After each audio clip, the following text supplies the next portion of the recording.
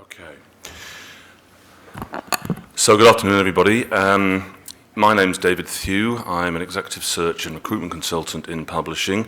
I'll talk very, very briefly about myself because most of this is about you. And what I'm going to do is kind of strip it back to basics from a recruiter's perspective in terms of things that I think are fundamental to getting the next job, getting the promotion, promoting yourself to potential employers, whether that's within your organization or externally.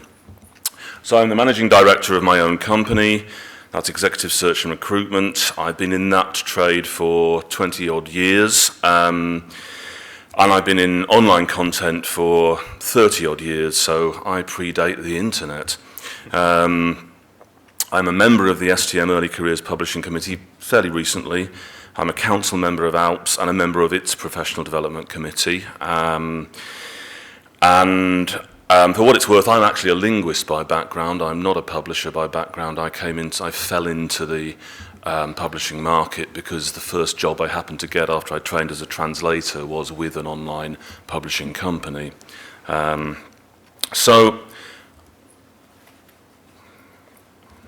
I want to talk about promoting yourself. And starting off, let's assume this is an application process. Starting off with your CV. It may sound like stating the blindingly obvious that your CV needs to be accurate and informative, but it really does. The number of CVs that I read that tell you nothing, you would be amazed. Who are you? How to get hold of you. Don't leave that information off. If people don't know where you live, if you don't have your contact details on there, you will be ignored. It is as simple as that. You will be ignored. Have a meaningful mission statement, and I'll come back to that in a moment. Your CV should give your career history, ideally in reverse chronological order, and it should say the name of the organisation with dates. What the organisation does, do not assume that the employer will know that. You need to take the stance that you're actually applying to a Martian. They've never been to this world before, they don't know who Elsevier is, they don't know what they do. So you need to spell that out in your CV. Your job title and your responsibilities, and make that clear. What do you do? What were you recruited to do? And your achievements against those responsibilities. So what were the responsibilities? What were your achievements against them? Don't leave gaps, because it does look like you've got something to hide. If you took a year out to, travel off to do the Inca Trail or whatever, put it on there. Why not? Because otherwise, someone's going to think you spend a year in San Quentin or something like that. Don't use acronyms, and actually this is quite important. Don't use acronyms, or if you are going to use an acronym, spell it out first. It's one of my key complaints, not only about CVs, but actually also about job specs. The employers, that they bundle everything up into acronyms, and it's meaningless to anybody outside that organisation. But in your qualifications and professional training, not every little thing that you've done, but anything that could be relevant to your career. Useful additional information. Do you have fluency in languages? Do you have a clean driving license? When I say fluency, if you can ask for a beer in Spanish, that's not fluency. You may become more fluent as the evening goes on, but don't make meaningless statements. I help businesses realise their vision. It could mean you're a brilliant strategist. It could mean you're an optician. Nobody knows. So don't make meaningless statements. If you're going to make a statement, make one that actually means something. And I'm going to explode a myth here. There is no optimum length for a CV. People who tell you that it should only be one page are lazy people. It's as simple as that. They can't be bothered to read more than that. It's really difficult to encapsulate 25 years of career onto one CV, onto one page, I beg your pardon. But what it must be is clear, concise, easy to follow, and a compelling read. So bullet point things, put things in context, and then as I said, in particular, what did the company do? When did you work there? What were your responsibilities? And what were your achievements against them? So there is a clear track record at every stage of the way. And I've seen CVs like that are 4 pages long, and they're a fantastic read. They're really interesting because you can track a record, you can see what that person's done, and there is a context, okay? Probably half the recruiters out there would shoot me for saying that, but it's true. A social media profile nowadays is absolutely essential. We live in a virtual world. That's absolutely essential. If you want to promote yourself to the outside world, that is fundamental. And I stress that not least because more and more employers are actually nowadays not only my clients, but often my competition. And they will go to LinkedIn first, okay? And they will very often browse LinkedIn for those candidates. They may advertise on there. So that's really important.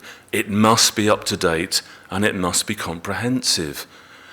If you create, I'm going to use LinkedIn as the example because it's probably the one that we know the best, but there are plenty of others out there. If you just put in your job titles, you'll be overlooked. Nobody knows what you do. It doesn't mean anything. Put context in there. Connect with people and get recommendations that you can display. Use the power of networking.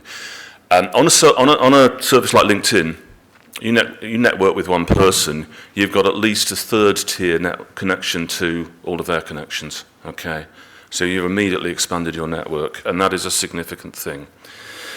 Make sure you can be contacted. There is no point in creating a social media profile, again, if you don't have your contact details on there. What possible point is there? If I can't contact you as a recruiter, I won't. Simple as that, because I haven't got time. If you are on LinkedIn, if you're saying you're interested in employment opportunities and there is no way of getting hold of you, I won't. It is as simple as that. And if I'm not doing it, nor's the employer. Join user groups and contribute to discussions. Be seen to be part of the debate, okay? Actively contribute to that. Be part of the dialogue. Check your profile and messages regularly, please, please, please. Again, I'll come back to that in a moment. One thing I would say is that if you are creating a profile as a potential candidate, it's probably best to use your personal contact details. Employers will get quite sticky about this. If you're contacted, if you say, I'm interested in career opportunities using your work email, which plenty of people do without really thinking about it, that can come back and haunt you. It will come back and haunt me, but I've got a concrete chin, but it may come back and haunt you as well. If you're interested in new opportunities, make this clear on your profile. And if you stop being interested in career opportunities, then take it off. Otherwise, you will be contacted. And if you're contacted about an opportunity, respond. Even if it's to say, actually, I'm not interested in that, but do respond. Because if you don't, again, you will build up a social media profile over a period of time. And people will look at that and they'll say, well, I'm not going to get in touch with that person because they never come back to me. They're obviously not interested. Network, attend events whenever you can, particularly if your company or your organisation is prepared to pay for it. Get involved on the committee of a professional body or an industry group because you will be networking with a group of key peers. You'll have exposure. Connect with people and get recommendations you can display. I think I've already said that, but I'm going to say it again. Make the most of any professional development opportunities and find out what those opportunities might be within your organisation, and make the most of them. Ask about mentoring, whether that's within your organisation or with a trade body like SSP, STM, ALPS, whoever that may be. I think we've already heard about how valuable that can be. When you apply for a job, read the job description and the person spec properly. It isn't rocket science, and I'm genuinely not trying to be insulting about that, but it's really important. Read it properly, and if you don't understand it, ask questions. Contextualize your skills in any application and apply them to the job, okay? So yeah, do a covering letter, but make it one that actually really applies that to, you could even, and I've seen, often people have done this, you've got the job spec there, you've got your skills there, and you match the two together. You could almost do columns, and it's really effective. An employer will look at that and think, that's great, I'm looking for that, yeah, got that, and it's a start, okay? Remember, that's the first thing they see. Do your homework. How would your skills benefit the job and the company? Okay. Don't state the blindingly obvious. I want a job in marketing. That's not a job application. I want the job in your company because this is what I can do. This is how that is relevant to your organisation and your job requirement. That's the difference. Make them sweat the interview. Ask them pertinent questions. Get them selling the job to you. This is a two-way process. Okay. And again, think about questions that really will demonstrate that you know what you're talking about. Questions which will put them on the spot. Employers really like that. That can often spark a discussion. It will show them that you understand the marketplace that you're operating in. Be prepared to justify any claim you make on your CV. So don't make false claims, because that will come back and bite you very firmly on the posterior. Don't do it, because if you can't justify that claim about that growth or that experience or that impact that you've made, inevitably that's going to be picked up. So be very careful of that. Don't waffle. Give clear answers to questions. If you don't have an answer, that's absolutely fine. You can say in an interview, actually, I don't have an answer to that question at the moment. I'd like to go away and think about that and maybe come back to, could I drop you an email afterwards? Because that's something I'd like to, I'd like to give that question, I'd do that question justice. So can I come back to that as a subsequent point in time? Most people will respect that. I want to talk a little bit about changing disciplines. October was talking about the move from one area of skills to another, and in my environment that's very often about moving from what I call the user side to the provider side. And it's quite old speak, but moving from maybe being in the library environment to a commercial environment, for example. If you're going to do that, do your research. Talk to colleagues and peers about the precise requirements and challenges of their role. If you've seen somebody doing that position, or I don't know, if you have contact with, maybe it's somebody that you regularly meet as your account manager for a particular provider or publisher, and you really fancy that role, talk to them about it. Take them out for a beer or whatever, and get them to actually talk about the daily challenges of that role, so you really understand it. Talk to human resources, because you may well stand a better chance of making an initial shift within your existing organisation. And again, that will depend on the size and scale of the organisation, but you're more of a known quantity. Talk to relevant line managers. Find out what they typically look for in their staff. What do they look for when they're recruiting for that kind of role that you would like to move into? Because you can benchmark then. Evaluate your skills honestly and objectively. Is your ambition realistic? And hopefully if you've done a lot of the stuff above that, then you will have an idea of that. But it's important to do that. Be honest with yourself. Get a trusted colleague to help and to talk to you. They might be more dispassionate in helping you to benchmark those skills. I guess that's a form of mentoring, but it's quite a useful thing to do. This, I think, is a particularly important one. Don't apply unless you're prepared to be disappointed.